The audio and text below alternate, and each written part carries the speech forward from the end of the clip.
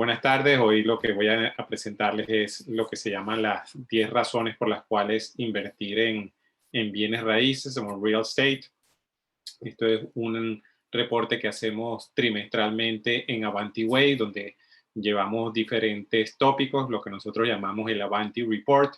Lo que tratamos de hacer es transmitirle a la audiencia todo lo que está pasando en el mercado de bienes raíces, pues, con la idea de que ustedes puedan tomar unas decisiones más informadas. Entonces, bueno, ahora les voy a compartir lo que es ya en sí la presentación. A ver, por aquí, si la consigo. Okay, entonces, las 10 razones para invertir en bienes raíces, en real estate. Me van a perdonar a veces que hay algunas láminas que están partes en inglés, partes en español, pero bueno, la parte depende cómo consigamos la información, y hay algunas que se pueden traducir, otras no, y también hay términos que es mejor a veces decirlos en inglés. Entonces, bueno, vamos a comenzar antes de hablar de lo que son las 10 razones, como un preámbulo, una introducción, bueno, de las ventajas de invertir en bienes raíces, y siempre vamos a estar constantemente, me escucharán varias veces durante la exposición, que siempre hay que estar comparando. Siempre vamos a comparar los bienes raíces con otros activos financieros, donde puedo colocar mi dinero. En el caso de los bienes raíces, pues es un activo que tiene una alta retorno de efectivo en comparación con las otras eh, eh, opciones u otras alternativas. Se puede construir patrimonio. eh, Sin duda está una de sus mayores ventajas, que uno se puede apalancar o tomar dinero prestado para poder hacer una inversión, cosa que uno no puede comprar una acción y pedir que le den prestado para maximizar su dinero. Esto es uno de los atractivos de invertir en bienes raíces. Es un activo tangible, es un activo que usted puede ver, no es un papel, es un ladrillo, tiene siempre esa parte física que siempre, pues, lo que es la condición humana, pues le da siempre más confianza que no invertir en un papel.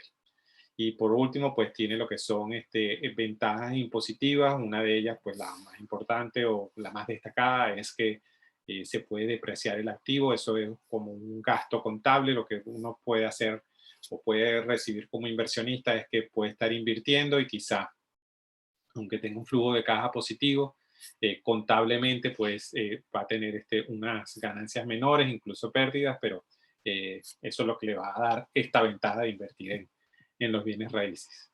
Y como bien dice aquí, pues las inversiones en bienes raíces no son solo tangibles, sino que también ofrecen ventajas en cuanto a retornos, generación de capital, apalancamiento e impuestos. Bueno, quiero que tengan este preámbulo antes de pasar allá al detalle de lo que son las 10 razones. Siempre vamos a estar comparando.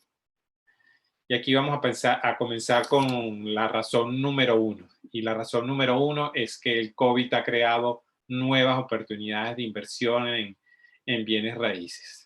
Lo que ha pasado es que el COVID ha creado oportunidades en áreas donde no se habían considerado anteriormente. Las inversiones siempre tienen una visión a largo plazo. Tradicionalmente se han enfocado en áreas con fuerte oferta laboral, ahí donde siempre había más trabajo, es donde son las variables que siempre se han considerado más atractivas al momento de tomar una decisión de inversión, porque es donde todo el mundo quiere estar y porque es lo que empuja la demanda tanto de la compra como de la renta. Y tradicionalmente esta estrategia pues ha estado concentrada en áreas de alta densidad, usualmente en las zonas metropolitanas. Y lo que ha traído el COVID es que se ha visto que esto ha ido cambiando. Una fuerte demanda de empleo todavía es una variable que es atractiva para el momento de tomar la decisión, porque esto implica mayores rentas y una mayor apreciación en el precio de la propiedad, pero efectivamente se está viendo un cambio en esta tendencia, ya que los trabajos se están volviendo cada vez más remotos y más virtuales.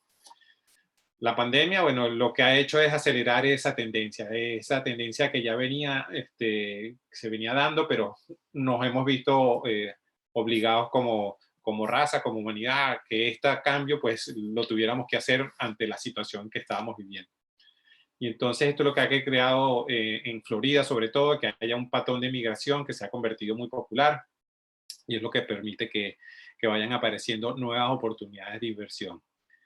Y en este gráfico que están viendo aquí, pues verán, este es un ejemplo de eso, donde hay diferentes, se encuestaron a diferentes compañías, a los diferentes empleados, viendo estos patrones que les estoy comentando ahorita, de cuántas veces quisieran ir o sobreviviría su compañía en un ambiente puramente remoto. Algunos dijeron que de 1 a 3 días al mes, otros dijeron de una vez por semana, y la tendencia más importante es que a lo mejor entre 4, entre los 2 y los 3 días, los 3 días pues el que más eh, posibilidades daba para hacer esta conversación y vivir en este nuevo mundo remoto. Entonces esto es importante, saber estas tendencias, que es lo que está condicionando a los cambios.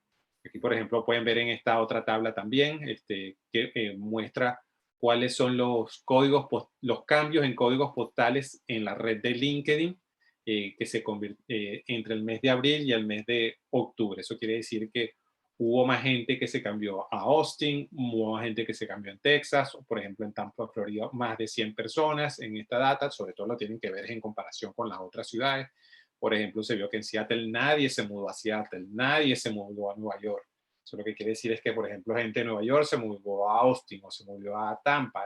Esto es lo que quiere decir estas tendencias. La gente no se mudó a Boston, más bien la gente salió de Boston. Todo este tipo de cosas es lo que dice esta data. Entonces, esto es lo que ha hecho que la gente esté buscando su vivienda, no solamente teniendo su estilo de vida, sino un criterio de decisión, que la asequibilidad, o sea, la manera en la que pueden conseguir su dinero, cuánto le rinde su dinero, que pueda obtener mayores beneficios al tener una casa que bien podría ser más grande, o quizá eh, pagando un poco menos, pues pueden obtener a lo mejor el mismo vivienda que tenían. Aquí me dicen que si puedo ponerlo un poquito, los datos de la info a lo mejor se ven un poco chiquitos. Bueno, a lo mejor en algunos casos pues voy a ver si se los amplío. En algunos casos pues para que lo vean así, que aquí ponen lo que es 3 veces a la semana, que es un 29%, y bueno, aquí estos datos que les había comentado. Pues voy a tenerlo en cuenta, ese comentario que me están diciendo, para tratar de ponerlo que se vean todos cuando sea el caso. Bueno, eso es lo que les estaba comentando. La gente también está viendo no solamente esta parte del trabajo remoto, también está teniendo en cuenta otras variables como la parte impositiva, sobre todo al darse cuenta que no tienen que vivir en el mismo lugar a lo mejor donde está su puesto de trabajo. Esto haciendo énfasis en, por ejemplo, Florida y Texas son de los pocos, creo que ahí son entre 7 y 9 estados en los cuales no tienen el state tax o el impuesto estatal, en comparación, por ejemplo, con Boston, con Massachusetts, California, Nueva York, que tienen a lo mejor impuestos que están sobre el 8, el 10 o hasta el 12% que está en California. La gente dice, oye, me voy a otro estado, pago menos impuestos, me rinde más el dinero, por lo tanto puedo tener una vivienda más confortable, quizá en otro ambiente. Que nosotros como grupo también, como es Avanti Group, somos una clara ejemplo de eso. Estamos migrando nuestros inversionistas, que normalmente por muchos años les habíamos ofrecido la inversión en el área de Miami, sobre todo en lo que son las income producing property, propiedades que son antiguas, vamos a decirlo así, de los 70, 80, 90. Hasta ahora eso da una buena rentabilidad, todavía lo sigue dando desde otro punto de vista, que eso es lo que vamos a ver más adelante. No quiere decir que las áreas metropolitanas no estén creando oportunidades. Nosotros, como les estaba comentando, nos hemos desarrollado en proyectos como en Orlando, que se llama Millenia Park, también en Tampa, otro que se llama Wesley Chapel, también en Pompano Beach o en Lake Worth, más hacia West Palm Beach. Ahí estamos también desarrollando un multifamily de 125 unidades. O sea, lo que estamos haciendo es expandirnos a mercados secundarios dentro de la Florida, buscando mejores tasas de rentabilidad. Esto no quiere decir que las áreas metropolitanas como Miami no estén creadas por oportunidades para los inversores, quizá un poco menos de flujo de caja, pero apuntan más hacia la apreciación. Va a venir otro tipo de gente que sí va a querer apreciar Miami, porque va a tener un estilo de vida diferente, pero hay gente que va a estar en Miami que no va a poder seguir ese estilo de vida y va a tener que emigrar. Entonces, esto es importante, o sea, que el COVID ha creado nuevos patrones y ha creado nuevas oportunidades de invertir en bienes raíces, y todos estos patrones migratorios crean oportunidades para los inversionistas. Básicamente es que cuando uno como persona tiene una adversidad, pues y tiene que afrontarla y ver cuál es el cambio que hace, pues muchas veces este tipo de cosas lo que hacen es acelerarlo, como ya les dije al principio, y por ejemplo asumes una de estas herramientas o de situaciones que han cambiado, pues ya todos estamos bastante acostumbrados a hacer estas reuniones remotas, que quizás nos ahorramos esos tiempos de desplazamiento y podemos ser más efectivos en el día, podemos tener ser más productivos. Eso es uno de los ejemplos. Aquí también, bueno, un poco lo que le comentaba antes de los impuestos. Voy a poner aquí esto un poco más grandes para que se vea. Lo que les comentaba antes de las tasas impositivas. A ver, que cuesta un poquito moverse por aquí. Las tasas impositivas en California, los impuestos son del 13%, en Nueva York del 12%, por ejemplo en North Carolina del 5%, y aquí, por ejemplo, en Florida y en Texas no hay impuestos estatales. Siempre hay que remarcarlo eso. Y aquí, bueno, es la asequibilidad que tendrían las personas en diferentes poblaciones. Por ejemplo, en Austin cuesta alrededor de los $370,000. En San Francisco, pues lo mismo, cuesta $1,300,000. Aquí en Tampa es de los menores, en lo que están viendo en toda esta data, que es menos de $300,000. Igualmente en la parte de la renta en San Francisco y en Nueva York están sobre los $4,000, y la gente pues en Tampa paga 1,300 o en Nashville paga $1,000. Esto es lo que la gente se está empezando a dar cuenta, que ya tiene un tiempo en los últimos, a raíz de la pandemia, del COVID, lo que estamos comentando, y es lo que le hace tomar esas decisiones. Entonces, esta es una de las razones que el COVID ha acelerado estos cambios. Y aquí tenemos lo que es la razón número 2, y es que hay mucho más inventario hay más inventario que está en camino, porque estamos en una crisis de inventario. Entonces vamos a desmenuzar un poquito esta parte del inventario y a ver si esto puede hacer un cambio en la situación que estamos ahorita o no. En este momento, pues no hay suficiente inventario. Entonces los inversionistas se preguntan, bueno, ¿cómo van a encontrar propiedades para obtener un buen rendimiento? Lo que se está viendo es que las ayudas del gobierno ya se están acabando, pues como todos saben, pues el gobierno ha puesto más de $3 trillones en la economía para dar estos subsidios y que la gente pueda salir de lo que era todo este problema del COVID. Y bueno, va a haber gente que sí va a poder mantenerse a flote, y otro grupo de gente que quizás no, y esto va a afectar la cantidad de propiedades que puedan estar a la venta del mercado. Claro, aquí la pregunta del millón es, bueno, ¿cuánto inventario nuevo va a entrar al mercado por esta causa, perdón? Y bueno, es la gran pregunta que nos hacemos, y de acuerdo a los análisis de los expertos, pues no se estima que esto será mucho inventario el que va a entrar, sino más bien será poco. Otra razón que está relacionada con la parte del inventario es que las extensiones en el programa del perdón hipotecario, lo que en inglés se llama el forbearance, están llegando a su fin, y la moratoria en los embargos hipotecarios terminarán eventualmente también. Entonces hay cierta expectativa quizá en el usuario, es decir, oye, esto va a traer un mar de foreclosure o de embargos hipotecarios. Pues es probable que eso no pase, pasarán, pero en una pequeña cantidad. Sobre todo al final de la charla se los vamos a dar unos números que respaldan esto que les estoy comentando. Sobre todo porque la gente durante todo este tiempo ha creado plusvalía en su casa, y en el último año, por ejemplo, eso ha aumentado a unos 2 dígitos en la apreciación de las casas. Entonces, lo que ha hecho la gente es que esté sentado en un colchón de dinero. Entonces, la gente no va a dejar perder su casa. Sobre todo esto siempre lo traemos a colación de lo que pasó en el 2008, donde las casas en aquel momento, pues muchas veces valían menos del valor de la hipoteca. Entonces, la gente dejaba perder su casa. Esto no es para nada lo que está previsto ni lo que está ocurriendo en este momento. Para que lo sepan, hay aproximadamente un 50% de las propiedades aquí en los Estados Unidos que están free and clear, o sea, que están total y absolutamente pagadas. Entonces, la gente, el otro 50% que tiene hipoteca, en muchos casos tiene menos ya tiene pagado el 60% de su valor, o sea que tiene muchas alternativas para salir de este perdón hipotecario, y ya vamos a ver que no es tanta la gente que se ha apuntado en eso. Entonces, volviendo a la parte del inventario, tampoco se piensa que vaya a traer muchas casas del inventario en el corto plazo esta situación. Decenas de miles de propietarios se verán obligados a vender sus casas para evitar el embargo hipotecario. Bueno, eso ya lo acabamos de comentar ahorita. Y ya lo que es la última parte, que lo que es el efecto de los baby boomers. El efecto de los baby boomers, que es una comunidad que es muy grande, es un segmento de la población que tiene muchos individuos, y ahora están ya cumpliendo entre los 70 y los 80 años. La expectativa de vida aquí en los Estados Unidos es de 80 años, entonces quizás esto pueda ir trayendo un poco más de inventario al mercado.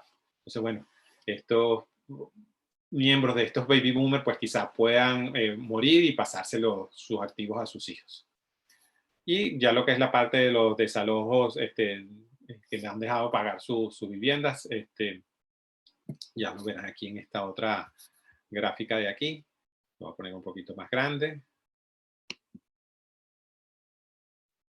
A ver, esto es simplemente un ejemplo de lo que está pasando aquí en Miami.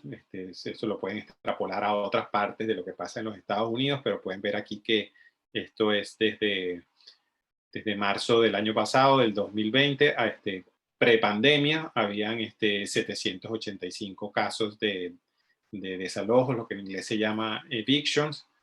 Y obviamente cuando empezó la pandemia, pues se paró todo esto, todo el mundo comprendió que había que tomar algunas medidas, el gobierno tomó medidas, después poco a poco ya se fue abriendo y se fueron aumentando los desalojos, pero ya después se ha vuelto a estabilizar, sobre todo por aquí en febrero, marzo, se ha quedado más o menos en los mismos números.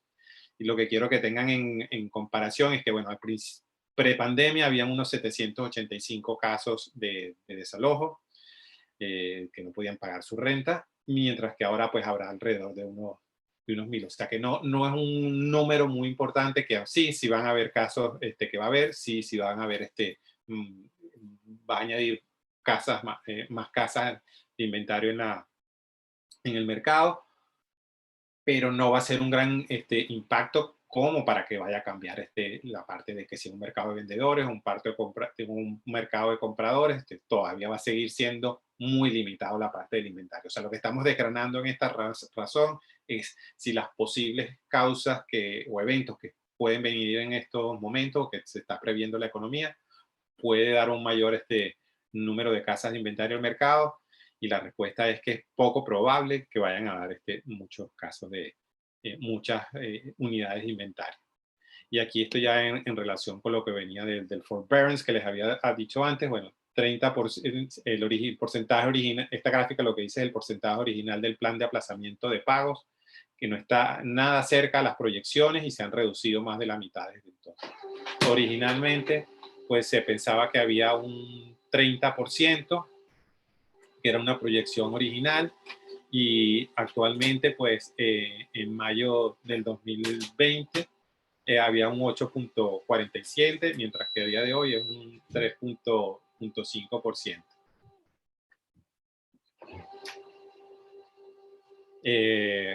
A ver, un momento por aquí. Voy a ponerle aquí un poco más grande, perdón. Ya estaríamos lo que es con la razón número 3. Que es enfocarse en nuevas construcciones.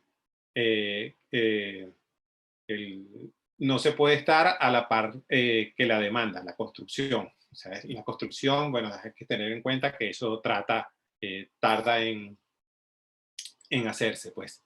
El gobierno está trabajando y dando incentivo a los constructores para poder introducir esta parte del inventario, que vaya más casas al mercado.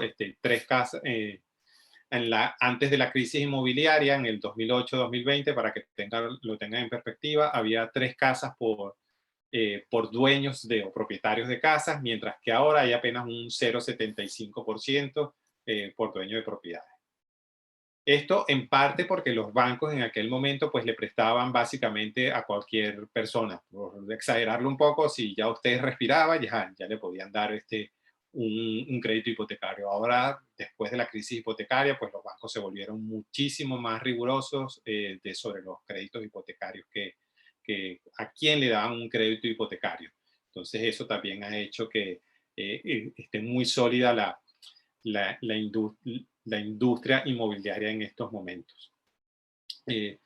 Entonces los constructores tienen que ser muy cautos aquí en cuánto y qué es lo que construyen para que su inversión esté protegida.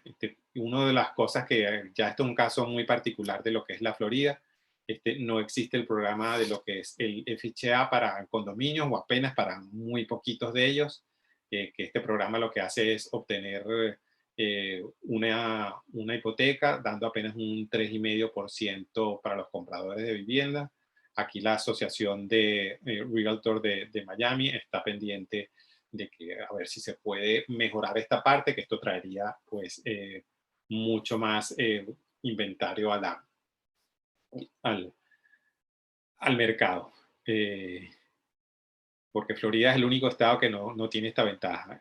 Esto ayudará a mejorar lo que es la situación de falta de vivienda, ya que los desarrolladores podrán construir más verticalmente y no horizontalmente. Pero les vuelvo y les repito, bueno, que la realidad es que construir lleva su tiempo y no es de un día para otro. Esto lo que les quiere dar la pista a ustedes como inversionistas, que esto no se va a resolver en el corto plazo. En este año y quizás el año que viene, pues tampoco. O sea, hasta que se termina de construir algo, ahí es donde van a ver las nuevas propiedades de inventario en el mercado. Entonces es bueno que se lleven esto, que esto no es una solución de corto plazo, se está activando, se le está dando incentivo a los constructores están viendo que hay falta de inventario en el mercado y es una buena oportunidad para ellos, pero no es algo inmediato. Y aquí pues vamos a ver un poco lo que son los datos aquí, un poco para que lo vean en perspectiva desde los años 70. Cuáles son las unidades de viviendas unifamiliares completadas por los constructores. Como ven aquí, siempre se destaca la época de la crisis inmobiliaria, que había un pico de nuevas constructores, y aquí estamos más bien en los últimos años, estamos por debajo del promedio anual de unidades completadas. Todo esto siempre, estas razones que les estamos dando, lo tratamos de poner aquí en perspectiva para que ustedes vean y puedan tomar sus decisiones pues más informadas. O sea, que se llevan 13 años consecutivos por debajo del promedio de 50 años. Y bueno, es la velocidad que se ha hecho la nueva construcción en las últimas 2 décadas. Igualmente, pues hubo un pico muy, muy grande aquí, alrededor de antes de la crisis inmobiliaria del 2008, y ya empezó a bajar, pues y aquí estamos a un ritmo que esté más bajo, y ahora pues hacen falta que ese ritmo se acelere para cumplir las necesidades que está teniendo el mercado. Y aquí lo que es la razón número 4, es si los precios de las casas continuarán en alza, pues aquí por todos estos fundamentales que les he comentado, no es una ecuación emocional, porque están subiendo los precios, no tiene que ver algo con emociones, sino bueno, es la simplicidad de los números. Todo esto que les estoy poniendo les está haciendo ver que tendrá una razón del por qué los precios están subiendo. Eso es lo que tratamos de explicarle en esta charla. Aquí lo pueden ver, que estamos en un mercado de vendedores netamente, cómo ha ido evolucionando el mercado. Apenas tenemos, esto es a nivel nacional, esta data de aquí, estamos alrededor de 2 meses de inventario. Eso es muy poquito. Eso lo que quiere decir es que las casas salen al mercado y muy rápidamente pues ya tienen un comprador. Y volvemos aquí, esto es lo que se verá. Esto es el efecto de oferta y demanda. Pues al haber una gran demanda y haber poca oferta, esto es lo que empuja que los precios de las viviendas estén subiendo. Y se espera que esto seguirá subiendo, pues como ya les dije en la parte de construcción, no es de un día para otro. Quizá se pueda ralentizar o desacelerar un poco esta subida, pero no hay ninguna duda de que sí van a seguir subiendo. Este otro gráfico que está aquí simplemente es para que vean que es un índice mensual de lo que se llama aquí el showing time, o sea, las veces en que se muestra una casa. Pues esto estaba aquí desde enero de 2020, aquí en enero del 2021, cómo ha ido subiendo ese interés. Aquí quizás ha bajado un poco, aquí puede ser un poco estacional, en el verano tradicionalmente, históricamente, siempre bajan estos números de showing. Vamos a esperar ahorita los meses de septiembre a diciembre a ver si eso vuelve a subir y que nos da ese indicador. Pero eso es más o menos para que vean el interés que tienen los usuarios en el mercado para comprar una casa. Y aquí les quiero dar una data de Realtor.com. Es que entre el año 2012 y el 2019 se construyeron 5.9 millones de viviendas unifamiliares. Pero es importante, y lo que les voy a decir ahorita, que en ese mismo periodo se formaron 9.8 millones de nuevas núcleos familiares. Es decir, eso les puede dar una pista también, otra de las razones por las cuales hay falta de inventario. Y esto también, alguna tendencia que podemos ver ahorita es que quizá van a haber algunos ajustes de mercado, como les dije, puede haber que se ralentice. Una de las razones puede ser que hay vendedores que vienen, oye, mi casa ahorita vale mucho más, puede ser el momento de aprovechar de venderla ahora, pero quizá hay algunos vendedores que ya han llegado tarde a esa vendida y están poniendo precios que no son realistas. Entonces, el mercado siempre se va ajustando, eso como en cualquier otro mercado. Pongo el ejemplo de los Bitcoin, que en algún momento pues se ha disparado, después en algún momento pues vuelve a bajar. Los fundamentales y las razones son diferentes, pero es oferta y demanda, básicamente las dos cosas. Así que si el precio de la vivienda cuando se sale al mercado no está bien puesto el precio de venta, el mercado lo va a ajustar. Eso es lo que está pasando ahorita. Pues ahorita iremos lo que es a la razón número 5. Bueno, esta de aquí creo que no la voy a comentar. Es que importante también en toda esta ecuación del inventario y la situación del mercado de la vivienda, tenemos que hablar de las tasas de interés, y estamos ahorita en mínimos históricos. Ahorita, como lo verán aquí en este gráfico, igual siempre lo verán que en el momento de la burbuja estaban a unas tasas, en este caso no son las tasas, perdón, las tasas, esto era el coeficiente del servicio de la deuda del hogar para las hipotecas, como porcentaje del ingreso personal disponible. Eso quiere decir que las casas, en este caso, mientras más pequeño sea este índice, es mejor porque tienen más capacidad de compra, cosa que, como están viendo aquí, no pasaba en la época de la crisis inmobiliaria. Las propiedades para alquiler es una excelente protección contra la inflación. Y este otro gráfico de aquí, pues lo que se van a ver es que los datos históricos del índice de disponibilidad del crédito hipotecario es igualmente a más bajito este índice, quiere decir que es más difícil conseguir un crédito hipotecario. Al ser más difícil obtener un crédito hipotecario, va a traer unos compradores mucho más calificados, o sea que quien de verdad le dieron un crédito hipotecario es porque de verdad lo puede pagar. Entonces la gente también, cosas que están pasando es que, por ejemplo, la gente puede tomar ventaja de estas situaciones. Alguien que tenga en su casa equity o plusvalía, como ya les comenté antes, pues puede tomar una línea de crédito y fijar una tasa de interés fija por los próximos 30 años de a lo mejor 3% o quizás menos. Ese es el mejor negocio que pueden hacer. Tomar el equity de su casa, tomar una tasa muy, muy pequeña, y eso es lo que le va a dar certidumbre para el momento de hacer la inversión, y al tener unas tasas de interés muy bajitas, pues se pueden apalancar mucho mejor. La parte negativa de que las tasas de interés estén muy bajas es lo que es la parte que puede añadir inflación. Como ya hablamos antes, pues ya el gobierno ha puesto aquí en la economía de los Estados Unidos más de 3 trillones de dólares en la economía. Es relevante y es probable que sí vaya a haber un aumento de inflación. Y cuando pasan estas cosas, pues muchos inversionistas lo que tratan de hacer es comprar activos para defenderse contra la inflación. Y una de estos activos, por supuesto, son las propiedades de renta. Esta es una buena manera de protegerte. Y la pregunta es si el ambiente de bajas tasas y de inflación va a crear un ambiente poco saludable. Bueno, lo que puede pasar es que las personas puedan comprar, es porque de verdad lo pueden comprar, lo que ya les he dicho antes, buscar un número que esté por debajo de este indicador en esta parte de aquí. Y lo que se ha dicho, bueno, es que es una deuda mucho más responsable y lo que se llama aquí en los Estados Unidos el underwriting o la persona que da el visto bueno a un crédito hipotecario, pues es mucho más responsable también y mucho más riguroso. Y aquí en este punto vamos a hablar también de lo que de lo que está pasando con los alquileres. Y lo que ha pasado es que los alquileres también están aumentando por la misma razón, porque no hay inventario. Volvemos al punto de la asequibilidad.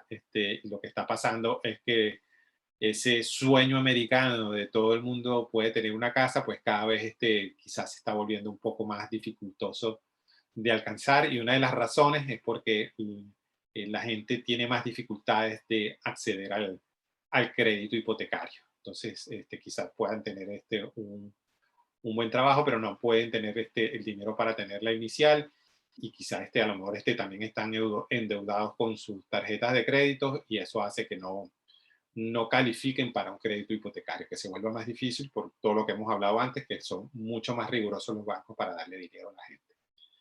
Entonces, bueno, ¿cuál es la solución un poco para esto? Volvemos a lo de antes, pues aumentar el inventario, pero como ya hemos visto, no se puede hacer de una manera inmediata. Aquí lo que estamos diciendo, pues hay un decrecimiento en la capacidad de ser dueño de una vivienda y de una población en crecimiento. Y como lo verán en este gráfico, bueno, lo voy a aumentar un poquito a ver si quizás se ve un poco mejor. Es que las rentas, aquí viene desde mayo del 2020 hasta julio del 2021, cómo han ido creciendo las de una habitación y las de dos habitaciones, han crecido casi hasta entre un 9 y un 7% de aumento las rentas en un periodo de un poco más de un año.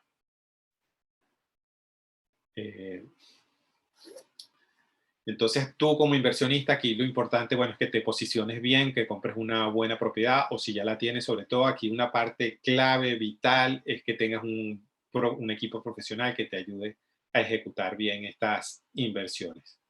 Y la inversión lo que va a ver es que su cash on cash va a comenzar a incrementar, o sea que va a haber más rendimiento por su inversión que puso. Y por ende, también el mercado lo que va a ver, como hemos visto, hay poquito inventario y las rentas están aumentando, pues va a poder ofrecer su propiedad a una renta mayor. Entonces eso le va a dar un excelente NOI, que es un Net Operating Income, o sea, sus Net Operating Income, sus ingresos operativos netos van a ser mayores. Aquí un simple ejemplo para que tengan en cuenta, hace 15 años una propiedad de 2 habitaciones para rentarla costaba $900 y hoy puede estar en el doble, entre 1.800 y $2.000. O sea, quien adquiere una propiedad hace 10 años, la sigue manteniendo como inversionista, pues lo que ha visto es incrementar su cash on cash, su net operating income. Y aquí esto es una decisión muy, muy fácil, más que una decisión fácil, perdón. Lo que decimos es que el mercado de renta muchas veces dicta el precio de venta de una propiedad, porque la gente lo que va a hacer siempre es ver si le cuesta más rentar que comprar una propiedad. O sea, si alquilar una propiedad vale $1.600 y por ejemplo, tener un mortgage que a lo mejor son $1.000, más pagar el property tax, más pagar los taxes, todo lo que va involucrado en mantener una vivienda cuando uno es propietario, si en este ejemplo le costase $1.500 o quizás hasta los 1.600 o hasta 1.700, si es un poquito más, lo más probable es que la gente decía, oye, no, prefiero pagar lo mismo o un poquito más y soy dueño de mi propiedad y estoy ahorrando y estoy siendo dueño, creando plusvalía. Si es al revés, que ven que es mucho más caro ser dueño de una propiedad que rentarlo, pues la gente se va a quedar rentando y eso lo que va a hacer es que haya menos inventario. Y esto, bueno, lo que va a ver un poco lo que vimos antes, pues va a depender un poco de los cambios migratorios también. Ciudades como Miami, que ya lo dije al principio, pues quizás estamos viendo ya un mercado más primario, con otro estilo de vida. Eso va a hacer que gente que aquí no está en Miami, pues vimos también que Tampa es uno de los más demandados. Se pueden ir a Tampa, Orlando, Jacksonville, porque pues ven que la vida es más rentable y es más asequible. Esa es la palabra, perdón. Ya la razón número 7 es que los inversionistas no tienen que esperar que el mercado caiga para invertir. Eh, eh, ya como lo hemos visto, todos estos fundamentales, es muy difícil saber cuándo va a llegar en su punto más bajo y para eso también muy pocos inversores se pueden dar ese lujo de esperar ese momento porque tendrían que tener mucho dinero y mucho tiempo, quizás lo tienen que tener parado sin tener nada, simplemente esperando ese momento. Nosotros lo que siempre estamos promoviendo o animando a nuestros inversores y que nos da mucha buena eh, rendimiento en los últimos 15, 20 años, esta estrategia de comprar y mantener. Siempre lo más importante es tener un flujo de caja saludable, es decir, que mientras haya una diferencia entre tus ingresos, que en este caso es el alquiler, y todos los gastos asociados, mientras tengas esa diferencia y siempre sea positiva, si vienen los momentos de mayor dificultad, lo único que tú tienes que hacer es esperar, seguir esperando, y eso lo que va a hacer es que va a subir tu cash on cash. Los inversionistas siempre lo que van a estar viendo es dónde ponen su dinero. Y lo que van a estar siempre es comparando. Entonces aquí tú como dice bien Warren Buffett, si no eres capaz de comprar una acción para mantenerla por 10 años, ni siquiera se te ocurra comprarla para mantenerla por 10 minutos. Siempre hay que tener, o bueno, nosotros, no es que siempre haya que tener, pero siempre animamos a tener esa visión de largo plazo, de largo término, para que tengas un flujo de caja saludable. Si tú puedes aguantar y surfear estos momentos de dificultad, no hay ninguna duda que ya se ha comprobado históricamente que ganarás dinero. La razón número 8 es porque los bienes raíces son una fuente alternativa de ingresos. Y aquí esta frase es importante, aún en entornos de bajas tasas de capitalización o cap rate. Voy a poner aquí un poco más grande lo que es los bienes raíces siempre ofrecen fuentes alternativas de ingresos. Siempre estamos comparando, como dijimos antes. Aquí estamos viendo cómo se ha cambiado, se compara el real estate contra unos bonos corporativos desde el 2006 hasta el 2020. Siempre más o menos seguían la misma diferencia entre uno y otro del rendimiento. Pero si lo pueden ver ya aquí a finales del 2020, ya esta diferencia pues cada vez se estaba haciendo un poco mayor y esa es una de las razones por las cuales los inversionistas ahorita están moviendo su portafolio de inversiones a real estate porque ven que es un activo en este entorno más seguro y más estable y sobre todo, bueno, ya lo vamos a ver más adelante, siempre tenemos que hablar de volatilidad y riesgo. Y una de las razones también aquí es que siempre uno está buscando, perdón, me pasé, eh, certidumbre, contratos de renta a largo plazo. Y aquí, bueno, vamos a hablar un poquito, a detenernos ya en esta razón número 8, lo que son los beneficios de unas tasas de capitalización o cap rate bajas. Y aquí, bueno, siempre todo es relativo. Un cap rate o unas tasas de capitalización baja implica retornos más seguros que llevan a unas tasas de capitalización mucho más bajas. Todo esto es lo que estamos hablando de certidumbre y parte de lo que dice un cap rate bajo es que estás en un mercado más estable y cuando estás en un mercado más estable tienes un NOI, un Net Operating Income mucho más predecible y cuando estás en un mercado que es más predecible, lo que vas a saber es que tu gente va a pagar la renta al día, van a haber unas bajas tasas de desocupación Y por supuesto, todo eso se traduce en menos riesgo para los inversionistas y esto es, a su vez, aumenta la demanda por las propiedades de renta. Y cuando todo se vuelve location, location, location o ubicación, estas áreas superpobladas hacen que las tasas de capitalización se compriman más, o sea, sean menores.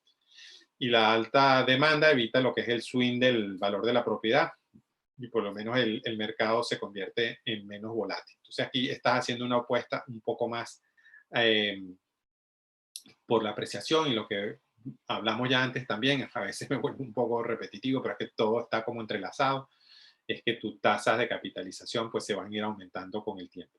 Es la punto número 2, que es más fácil añadir valor para incrementar tu NOI, es ese yield, ese gap, es esa diferencia que hay entre cada uno de ellos. Siempre estamos comparando aquí con los bonos del tesoro, en este caso que es un 1%, ya tener entonces un 1%, estás diciendo que tienes mayor riesgo, si estás a lo mejor en unos entornos de unos cap rate, se pueden considerar bajos en comparación con lo que habían otros años, que están ahorita en este momento pueden estar alrededor del 4%, sin embargo, si comparamos contra los bonos del tesoro, pues estás teniendo mucho más rendimiento en los entornos actuales que hay. No estás obteniendo los cap rates que habían hace unos años, pero el entorno es totalmente diferente. O sea, que estás teniendo un buen cap rate para el entorno en el cual estás viviendo actualmente. Y aquí el punto número 3 es que las bajas tasas de capitalización son un almacenamiento de valor. Si compras una propiedad con un bajo cap rate, no estás tan preocupado por tu cash flow. Más bien a lo que dije antes, a una estrategia donde estás creando equity o plusvalía. Y aquí lo que es también el punto número 4 es que tu estrategia de salida, que generalmente pues, es vender la propiedad, el activo, es una estrategia de salida mucho más suave. Porque aquí es más fácil en estos entornos pues, atraer compradores más calificados cuando llegue el momento de vender. Los bancos también son más propensos a prestar con mayor facilidad. Generalmente la ubicación es mejor, se renta más fácilmente y todas estas cosas se van a convertir, hace que ese activo se convierta en un activo mucho más líquido dentro de la liquidez que puede tener invertir en real estate. Entonces, eso es un punto importante al momento de saber que estás trabajando en un entorno con unas bajas tasas de capitalización. Y aquí se lo voy a dar con un ejemplo. Aquí sí tienes dos propiedades. Por ejemplo, una que está, ambas se compraron a $250,000, que está con un cap rate del 5%, esta segunda con un cap rate de un 6%. Aquí tendrías un NOI de $12,500, porque tienes un interno del 5%, aquí tienes un poco más, tienes $15,000. Aquí lo que te han prestado el banco, la hipoteca, es de $175,000 en ambos casos. En ambos casos tienes un inicial de $75,000. En este caso, al tener un cap rate más bajito, seguramente estás en un entorno donde las tasas de interés son menores, un 4%, y aquí tienes una tasa de interés que pues es un poco mayor. Esto es simplemente un ejemplo, no es un mercado en concreto. Y aquí tendrías lo que tú tendrías que pagar de hipoteca, tu principal más intereses, en este caso $10,000, en este otro caso $3,000 al tener una tasa de interés mayor. Esto te daría que tus ingresos pues sean aquí de 2,400 y en este caso de 1,000.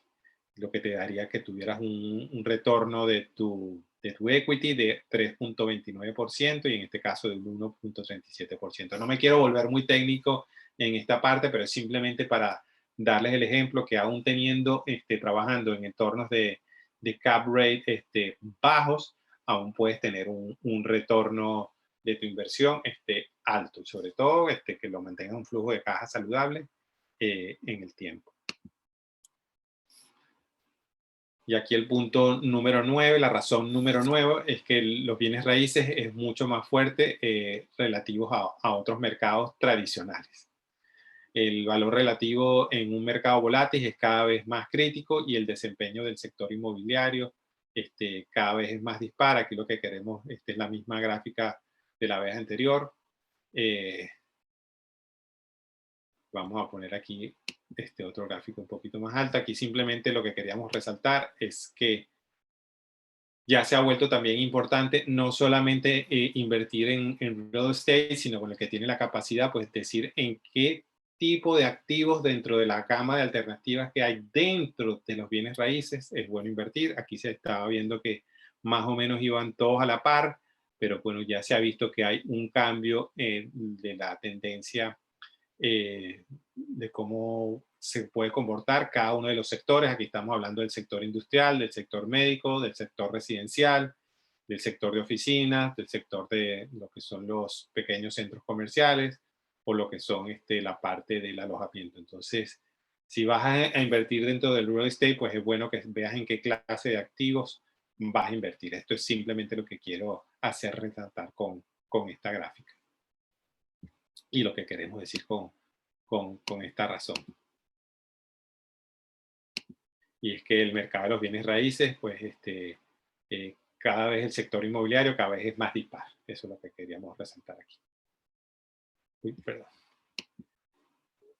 Y aquí siempre lo que hay es estar comparando rendimientos con volatilidad. Aquí lo que tienes es el retorno analizado en los últimos 20 años y en los últimos, la volatilidad anualizada en los últimos 20 años, simplemente para que comparemos cuál ha sido el rendimiento en activos inmobiliarios y con qué volatilidad asociada se ha tenido este rendimiento. Quizá has podido tener algo más si tú has invertido en renta, en empresas cotizadas en bolsa, pero tienes que tener en cuenta que la volatilidad o tu riesgo ha sido mayor y quizá el rendimiento, ese rendimiento superior que has obtenido aquí, pues quizá a lo mejor no compensa esa volatilidad. Y siempre, bueno, aquí se los voy a volver a recargar. Esto es un promedio en los últimos 20 años, o sea que invirtiendo en todas las posibilidades que había en el mercado en ese momento. Si ya uno todavía hace un portafolio eh, con menos activos, pues pues puedes cambiar tu rendimiento. Pero esto es simplemente un promedio. Y aquí igualmente, pues lo que resalta es que a lo mejor aquí tienes una rentabilidad, una volatilidad bastante similar aquí, pero el rendimiento es bastante inferior. Entonces, bueno, simplemente lo que queremos hacer resaltar aquí es que invertir en bienes raíces, pues es un excelente balance entre lo que es el rendimiento que puedes obtener y el riesgo o la volatilidad asociada. Cuando viene sobre todo el que invierte en activos financieros, en la bolsa, en renta variable, cuando vienen las épocas de dificultad, pues quizás no tiene esa visión de largo plazo y lo que hace es vender, entonces realiza pérdidas en lugar de aguantar y tener esas ganancias y esa volatilidad que hay en ese tipo de mercados, pues no se ve en los bienes raíces.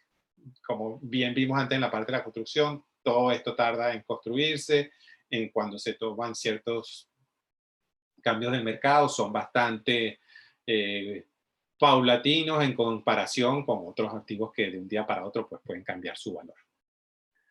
Y ya por último, la razón número 10, y por eso la dejamos de última, es que absolutamente no existe una burbuja inmobiliaria.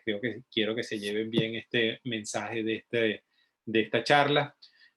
Como hemos visto durante toda la charla, le he tratado de mostrar con números, con fundamentales, el por qué, en qué situación, en qué entorno estamos, y estamos básicamente en lo que es un tema de oferta y demanda. Y la probabilidad de tener una crisis de embargo hipotecarios como en el 2008 es cero. Esta gráfica ya la vimos antes, la voy a igualmente agrandar, lo que es el índice de asequibilidad de la vivienda comparado desde 1990 hasta hoy. Aquí mientras más bajo este índice, pues mucho mejor. No estamos en los mismos niveles que teníamos antes de la crisis inmobiliaria, pero se han mantenido bastante y no ha sido un despegue tan grande en comparación con el pico que se llegó de asequibilidad en el 2008, que era casi imposible pues comprar una vivienda. Y aquí esto que también les he nombrado anteriormente es que las hipotecas originadas con un puntaje FICO, que esto es lo que se llama el credit score, aquí se tiene una evaluación de un rango de puntos entre 500 y 900, si tú tienes un score de menos de 620 o si tienes uno de 500, pues quizás sea poco probable de que te den un crédito en estos momentos. Y lo que pasaba en el 2006 es que gente que no tenía un buen récord crediticio igualmente le otorgaron hipotecas, cosa que ahora en el 2020 no pasa, o sea que es más difícil obtener un crédito. Eso le da una mayor fortaleza a la industria en el aspecto que ya hemos comentado también, es que a quien le han dado un crédito es porque de verdad lo merece y porque de verdad lo puede pagar. Entonces los bancos, pues su proceso de underwriting o del momento de otorgar una hipoteca, pues es mucho más riguroso. Entonces es cero la probabilidad que haya una burbuja inmobiliaria, la verdad. Pues ustedes lo tienen que, por supuesto, llegar a esta conclusión, decir que todo esto que yo les he comentado es coherente, compararlo con todo esto lo podrán ver sobre todo con data. Con data, nosotros estos somos parte de la Asociación de Miami, de Realtor, pertenecemos también a NAR, lo que es la Asociación Nacional de Realtor. Hay gente que está todo el día absolutamente sacando datas, estadísticas, para llegar a conclusiones y comentarles a los usuarios, a los que van a ser los inversores, a los que van a comprar una vivienda para vivirla y puedan tomar sus decisiones mucho más informados. Y aquí un poco para poner también esta parte número 10, lo que les había comentado al principio, de la parte de lo del perdón hipotecario, de salir del aplazamiento del forbearance. El 44% de esos que habían quedado en forbearance ya lo pagó en su totalidad o que habían entrado en forbearance. 38% establecieron un plan de pago y 17% todavía está en problemas. O sea, lo que quiere decir es que, como vimos antes, la gente tiene alternativas de qué hacer con su vivienda y no tiene por qué perderla y hay planes. O sea, que va a haber apenas un 1.5% que no tiene planes de pago y que a lo mejor tendrán que vender por menos de la deuda y entregar su propiedad. Y bueno, aquí gente que sí está en problema, pero tendrá que buscar una solución y una de estas soluciones es esa de tener alternativas para vender. Y aquí, bueno, ya como conclusiones, lo que queremos comentarles es que a medida que estemos saliendo de la pandemia, todavía estamos en ella y la recesión del año pasado, algunos sectores del mercado se expandirán y prosperarán, mientras que otros seguirán disminuyendo. La combinación de un mercado, como hemos visto, en expansión, con patrones de migración cambiante, que lo vimos al principio, las primeras razones, tasas de interés históricamente bajos y bajos niveles de inventario.